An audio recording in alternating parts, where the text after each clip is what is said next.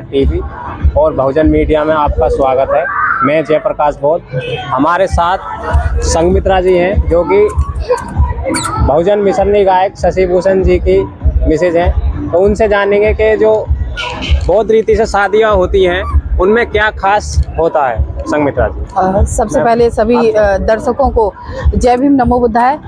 और चैनल के माध्यम से मैं ये कहना चाहती हूँ कि देखिए, हम बौद्ध धर्म से शादियाँ कर रहे हैं, हम किसी आडंबर को नहीं ढो रहे हैं। और जो जागरूक जो अवेयर लोग हैं वही ज़्यादा से ज़्यादा इस तरह से शादियों को करते हैं।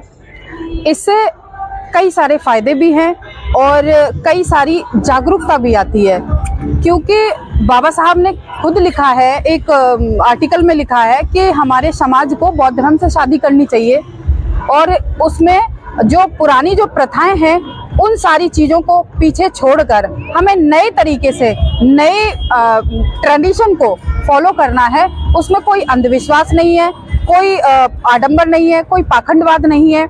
और बौद्ध धर्म से शादी करने का मतलब एक ये भी है कि इससे जागरूकता तो आती ही आती है। यहाँ सभी महापुरुष हैं, आप देखेंगे तो सभी महापुरुषों के कोटेशन लगे हुए हैं, जो समाज में समय समय पर जन्मे हुए जो संत हैं, माता रमाबाई हैं, बाबा साहब अम्बेडकर जी हैं, तथागत गौतम बुद्ध हैं। सभी आप देखेंगे बहुत सारे जो सामाजिक गुरु रहे हैं, उन सभी के छाया चित्र को हम नमन करते हैं, उनको सत वंदन करते हैं।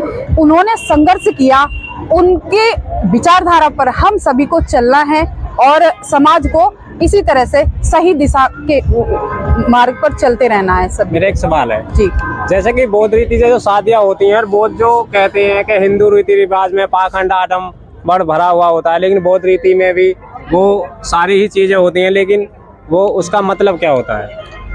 देखिए, कहने के लिए तो आप किसी परंपरा को मानते हैं तो परंपरा तो यही बोलते हैं कि सदियों से चली आ रही है, उसी परंपराओं के आगे ढोते जाना है, ढोते जाना है। तो उस परंपराओं का कोई लॉजिक नहीं है, कोई महत्व नहीं है, तो फिर हम क्यों ढोएं? उस परंपरा को हम पीछे क्यों नहीं छोड़ देते?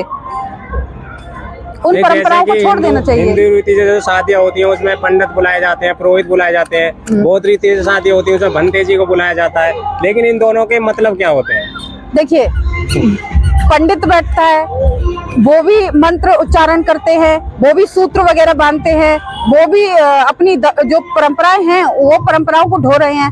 अगर बौद्ध धर्म से हम शादी कर रहे हैं तो इसमें मुझे नहीं लगता कि किसी तरह का आडंबर है।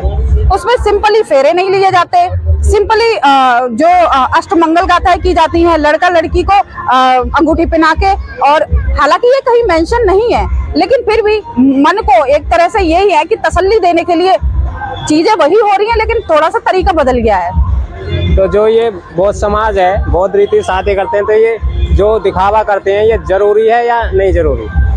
देखिए, जरूरी तो इसलिए भी है क्योंकि इन्होंने हमारे लिए किया है ना सब कुछ, तो हम क्यों ना इनको नमन करें, हम क्यों ना इनको नमन करके ही हम आगे का कार्यों को सुचारू रूप से चलाएं। बहुत बहुत धन्यवाद आपका। Thank you.